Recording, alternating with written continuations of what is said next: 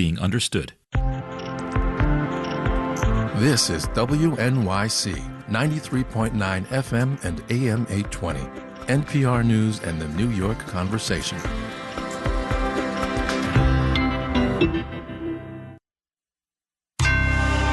Marketplace is supported by Michigan Technological University, where researchers develop autonomous marine vessels to monitor and protect the Great Lakes. mtu.edu/research. What do you like? Crypto? EVs? Fast casual dining? Because we got it all. From American Public Media, this is Marketplace. Marketplace is supported by Odoo, dedicated to providing software designed to scale with businesses. Odoo's programs for manufacturing, accounting, and more aim to provide building blocks for creating a custom software suite. Odoo, what businesses need. And by Schwab. Schwab knows that investors want control of their financial future. That's why when it comes to wealth management, Schwab is dedicated to giving investors more choices. More at schwab.com.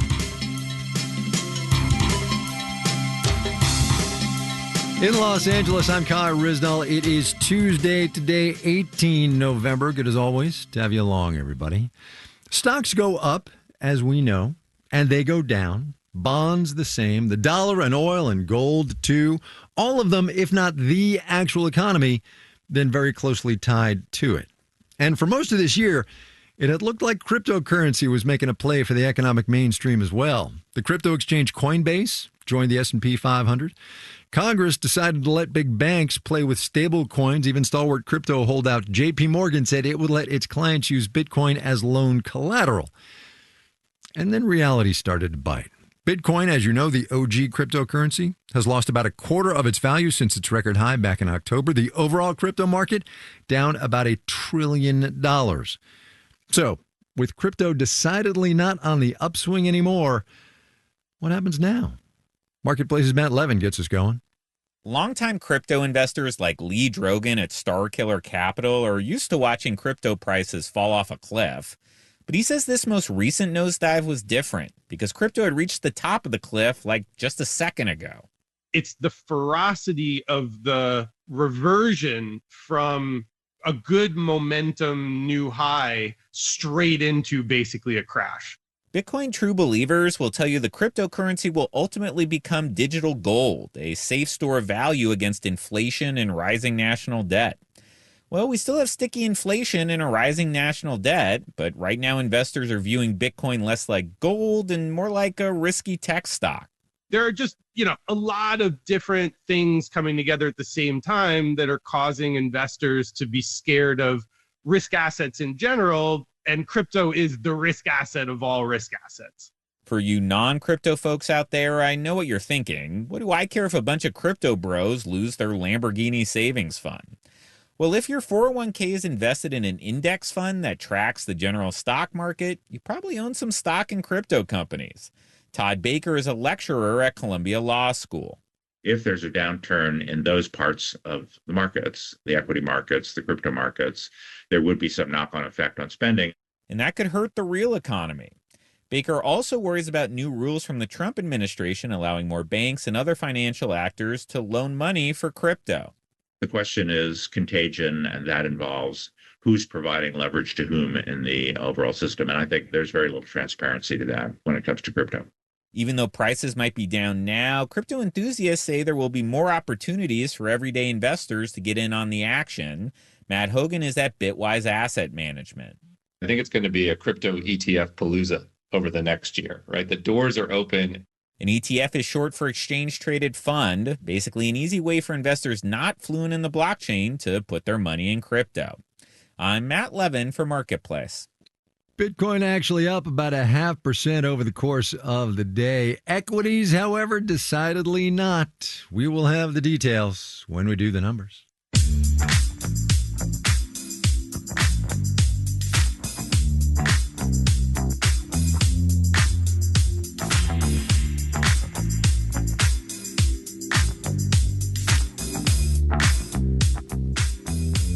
We pause now for a detour into the fast casual restaurant space. Shake Shack, Chipotle, those kinds of places. There is a zillion of them. Maybe there are a zillion of them. Don't know. But therein lies the challenge at the heart of this next story. Panera was once a fast casual darling. Now it's just one of many. So it's going to do a makeover, a menu refresh, and some new locations. This is not, however, the first time Panera's tried to switch things up. And last time, the changes didn't go so well. Marketplace's Kristen Schwab looks at the fall of Panera against the rise of increasingly fickle consumers. It's kind of hard to remember how much of a pioneer Panera was in the late 90s and early aughts. It defined fast casual dining. Metal silverware, counter-to-table service, big comfy booths next to a fireplace. They had a specific vibe to their restaurants. Robert Byrne at Technomics says it wasn't long before other restaurants copied. So other people get to come along and tweak your recipe for success. Panera's recipe is a dining experience that echoes a full-service restaurant. Panda Express and Chipotle's versions are more like elevated fast food. That difference became a weakness for Panera when inflation kicked in. Suddenly, people were not excited to pay more to dine next to a fireplace. Steven Zagor is a restaurant consultant. Panera was transactional and not so transformational. Panera cut costs, and fans complained about shrinking portions, digital kiosks, and the disappearance of favorite menu items. High CEO turnover and lawsuits over its caffeinated beverages didn't help. Between 2023 and 24, sales fell 5%, according to Technomic. Their business eroded, and the challenge is not becoming wallpaper. Because when consumers are watching their wallets, each dining occasion is precious. So their mentality is kind of all or nothing. They go grab a meal deal or a steak dinner. Lily Jan, a lecturer of food and beverage management at Cornell, says those dining experiences provide different value. Either it's the volume of food, or it's the quality of food, or it's the experience. The problem with Panera is it plays to the middle by design. That's something inherent to fast casual restaurants in general, and why chains like Cava and Sweetgreen are also seeing customers pull back. I don't know of any one particular brand that's kind of like killing it, if you will, but the ones I find that have the strongest sense of self are doing better. Like for Raising Cane's, the focus is chicken, and for Jersey Mike's, it's subs. Panera got lost in a sea of soup, salad, pizza, bagels, and of course, those controversial energy drinks. I'm Kristen Schwab for Marketplace.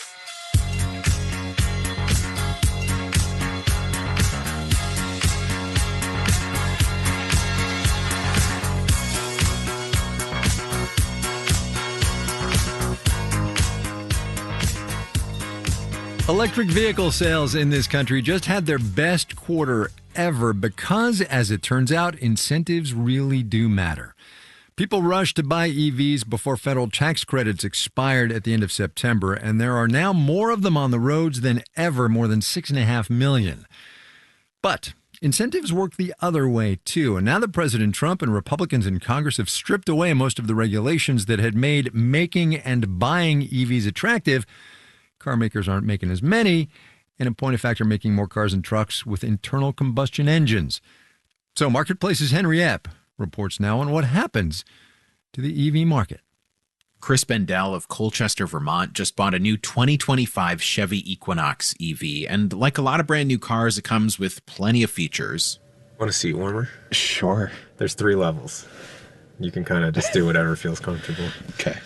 He can also start it up remotely. There are tons of screens on the dashboard. It's a big upgrade from his last car, a 2014 Mazda CX-5, which he brought to his mechanic in late September. Turned out to be one of those visits to the repair shop. The guy was like, you got a lot of rust. You know, the car's okay. It had 90,000 miles. But he's like, you know, in a few years, this is going to be pretty rusty. You know, I would say sell it now, trade it in, make it someone else's problem. This happened just a few days before the $7,500 federal tax credits for new EVs expired. Bendel had been planning to make his next car an EV, so he decided to jump. He spent about $20,000 on the Chevy after the tax credit and a bunch of other discounts. He figures he'll save money in the long run. Because I have solar panels, because I charge at home, because I don't drive as much, I'm not spending any money on gas. In Exeter, New Hampshire, Amy Farnham recently bought an EV too. She assumed her next car would be a hybrid because they have better range than pure electrics. I have kids that play hockey, so that's a lot of driving around New England. But when she started to see the ranges on some of the newer models, I changed my mind. You think, why not? Why not go fully EV? she bought a used 2023 Nissan Ariya. It can go over 300 miles on a single charge. Amy Farnham, Chris Bendel, and thousands of other buyers are the reason why EV sales surged in the third quarter and are expected to decline in the short term. Because people move their purchases forward in time. Elaine Buckberg is a senior fellow at Harvard's Salada Institute for Climate and Sustainability. She's also the former chief economist at General Motors. With that pull forward of demand and the Trump administration's rollback of vehicle regulations, car makers have cooled on EVs. They're explicitly delaying when they're going to bring out new models, or in some cases, pulling back models. So they're just not moving as ambitiously into the market as they had been planning to 6 months ago. And they're planning to sell more gas cars, which for most companies are more profitable than EVs. And right now, they're looking at this landscape where they're facing multi-billion-dollar tariff hits. So they really need to think about their profitability. But most auto industry leaders still say that the future of cars is electric, Buckberg says, for a few reasons. Big auto markets in other parts of the world have been transitioning to EVs faster than the US, especially China, especially now. And most auto companies are global. You know, the global market will continue to go EV, and automakers won't want to be making new internal combustion engine cars just for the US. And those emissions regulations in the US might not be gone forever. The car companies, they know that it will come back. Gil Tal is director of the Electric Vehicle Research Center at UC Davis. Emissions regulations have swung back and forth depending on which party controls the White House.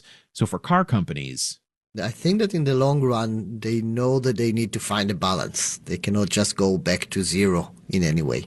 And they'll have to meet at least some consumer demand for EVs. Most, but not all, EV owners, Tal says, stay EV owners. Many of those drivers who just bought one before the tax credits ended will want another EV in a few years. Though Chris Bendel, the new Chevy Equinox owner, is on a longer timeline. He hopes his new car will last him 20 years. I'm going to try and take good care of this and drive it into the ground. And then in 20 years, who knows what we're going to be driving? Super EVs. Probably with even better seat warmers. I'm Henry Epp for Marketplace.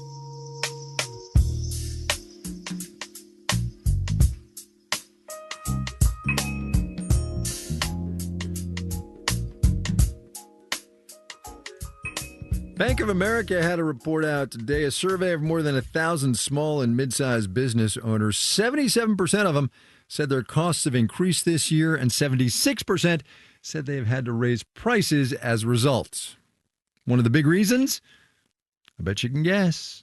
Starts with a T, ends with Arif. Here's today's installment of our series, My Economy. My name's Allie Trila Jones, and my derby name is Distortion, so everybody calls me D. My business is the Bruised Boutique Skate Shop, and we are in Nashua, New Hampshire. So my business started from a idea that we should start a roller derby team in New Hampshire. And a friend came up to me at a 4th of July party and said, "Do you want to start a roller derby team?" And I said, "Yeah, what's roller derby?" And she brought me to a roller derby game, and I saw these incredible women whipping around the track. And I said, "I don't know what this is, but I know I want to do this." So my team had no place that they could get roller derby equipment. I decided to put up a website and look into some different vendors where we could get some wheels and some of the smaller things that people couldn't get at their local skate shop.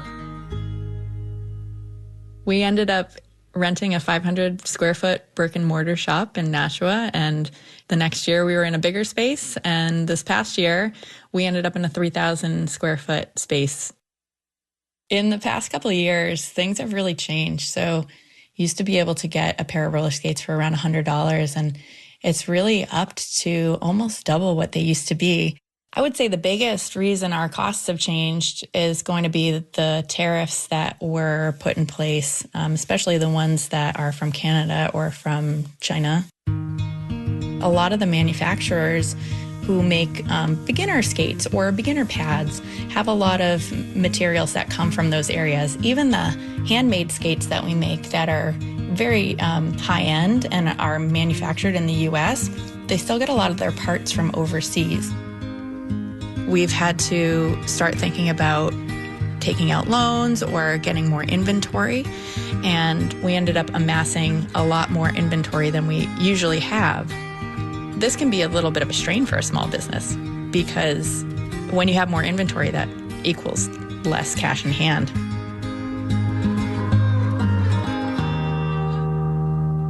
Every day I literally say to myself, every day I'm like, how am I able to support myself? This seems like a weird fever dream. My husband and I are able to, pay our mortgage. I don't know that we're financially set up to ever retire, but I think some of those things when you're a small business owner, you try not to think about in the future. You just try to go, this is something I'm passionate about. This is something I enjoy, waking up every day and going to work and helping other people have fun. Pretty nice. Allie Trilla Jones, Nashua, New Hampshire, the Bruised Boutique Skate Shop. She is still skating every day, by the way. This series does not happen without your help. So let us know what's going on, would you? Marketplace.org/mycon.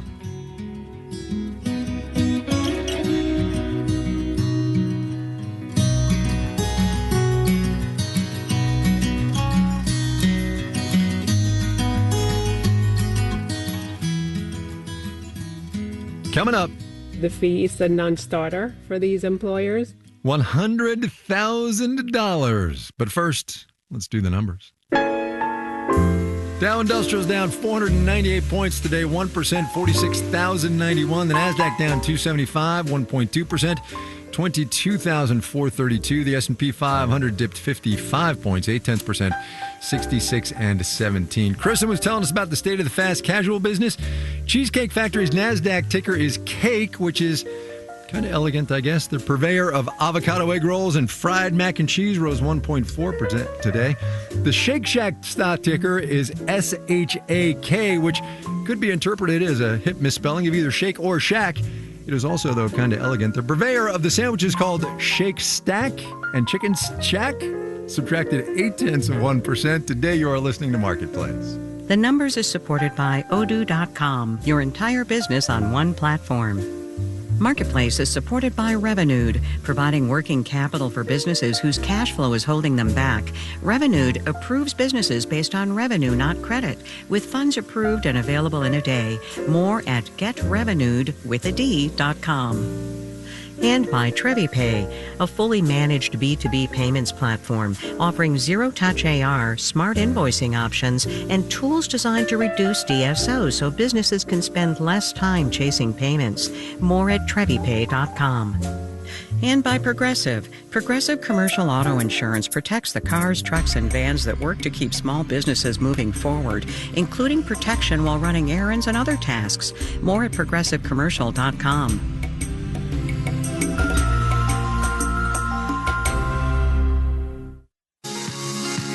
Thanks to the financial support of members like you, WNYC is independent and available to everyone. Did you know that your donation could be doubled or even tripled? Many companies match charitable contributions made by their employees. To find out if your employer participates in the matching gift program, just visit our easy search tool at wnyc.org/match. And for all of us here, thank you. WNYC receives support from the Studio Museum in Harlem, where Black art lives, now open to the public at 144 West 125th Street. More at studiomuseum.org.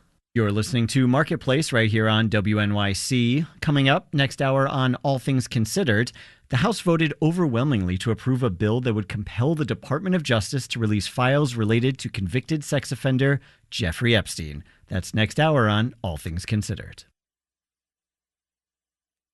This is Marketplace. I'm Kai Risdall. We talked yesterday about the big home improvement retailers, how their earnings this week might be a decent proxy for how consumers are feeling as we wait for government data to start flowing again. Well, Home Depot reported this morning not so great. Earnings last quarter fell short of expectations, and the company says sales growth and profits for the year are not going to be what they had thought they would be. Lowe's reports tomorrow. So Marketplace's Carla Javier spent her day looking into the state of home improvement and what we might learn from it. One reason why Home Depot's results were underwhelming is that the housing market is kind of stuck, says Jamie Katz, a senior analyst at Morningstar. I think once you see more people putting their homes up for sale and more people buying homes that are put up for sale, you will, in turn see more spend on home improvement. Home Depot also blamed its results in part on a third quarter that had fewer damaging storms than expected, which meant the retailer sold less plywood, roofing materials, and generators. Though Drew Redding at Bloomberg Intelligence says the real cloud hanging over the home improvement industry, like so many others, is consumer caution.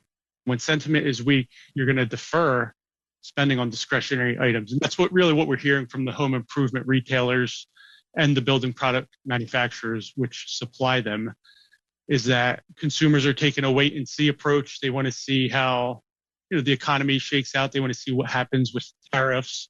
In the meantime, Redding says homeowners are foregoing big-ticket renovations to focus on maintenance, repair, and smaller projects. Painting a room or fixing a water heater, fixing plumbing, updating maybe fixtures. While we're not talking about doing a full bathroom remodel, maybe we'll replace some of the plumbing, the toilet, the faucet, things like that. But Home Depot's results don't capture the whole picture of what's going on in the $600 billion home improvement industry, says Rachel Drew at Harvard's Joint Center for Housing Studies. Home Depot is serving a segment of the remodeling industry. They're generally serving homeowners who are working on do-it-yourself projects. Drew says the indicators she tracks, including potential buyers coming off the sidelines and increases in permits for larger projects, still point to slow but steady growth in home improvement going forward. I'm Carla Javier for Marketplace.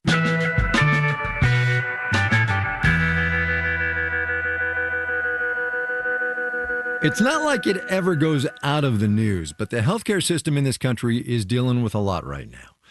Affordable Care Act subsidies are set to expire, as you might have heard, a time or two.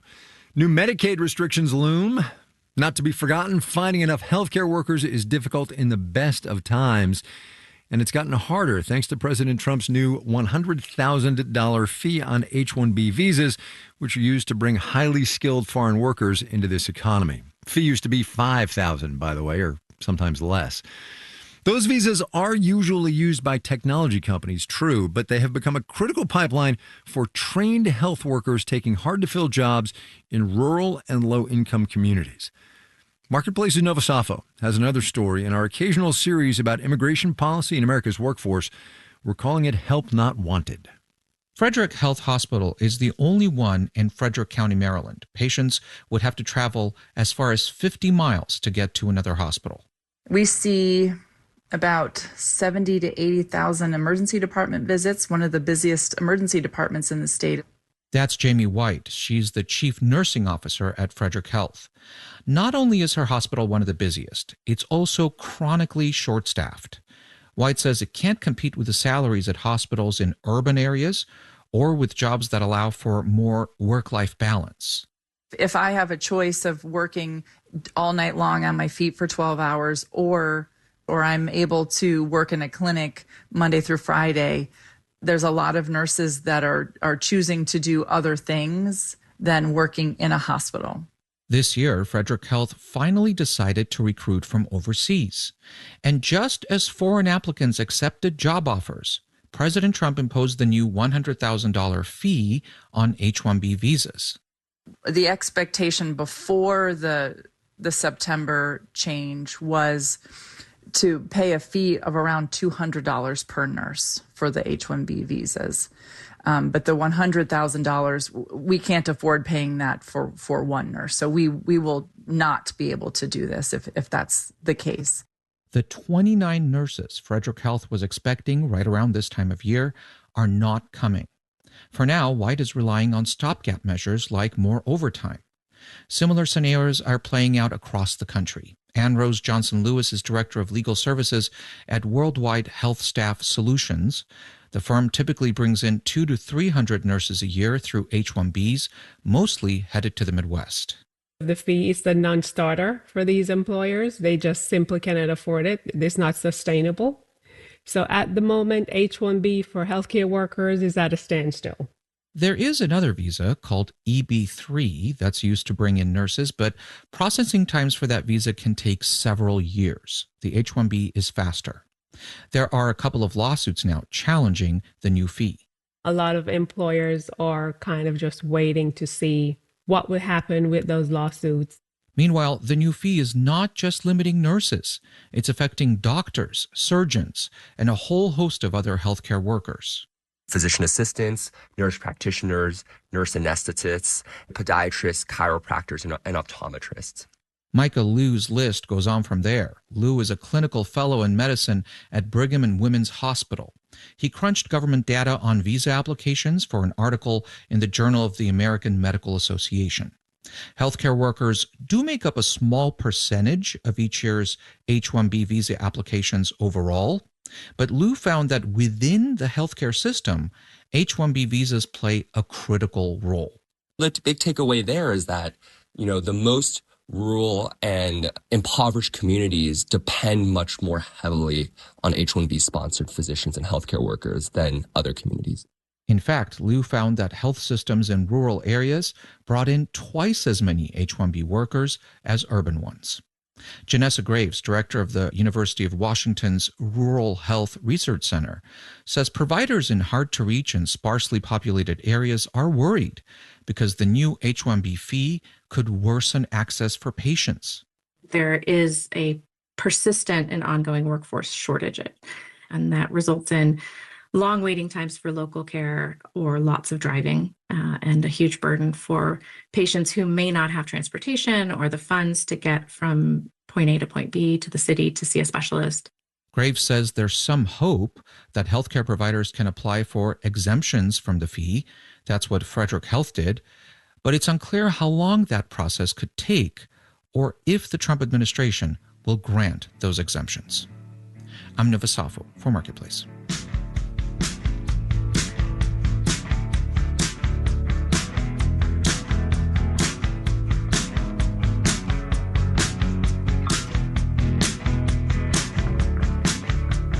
Marketplace is supported by Ninja One, helping organizations manage, protect, and support every device and every user, all from one platform that automates IT and strengthens security. More at ninjaone.com. And by Schwab. Schwab knows that investors want control of their financial future. That's why when it comes to wealth management, Schwab is dedicated to giving investors more choices. More at schwab.com. This final note on the way out today, courtesy of our friends at the Yale Budget Lab. They looked at President Trump's idea that maybe he would take all the tariff money the government's collected this year and give it back to people in the form of $2,000 checks. Again, and just because tariffs are taxes paid by American consumers and businesses. Got to say that. Anyway, the Yale Budget Lab did the math. Giving $2,000 to every family making less than $100,000 a year in this economy would cost around $450 billion. Basically using up all the tariff receipts for the year. Macroeconomically, very slight impact on GDP and on inflation. Oh, and also because, this is important, Congress would have to buy off on it. Jordan Manji, Zanil Maharaj, Janet Wynn, Olga Oxman, Virginia K. Smith, and Tony Wagner are the digital team. And I'm Kai Rizdal. We will see you tomorrow, everybody.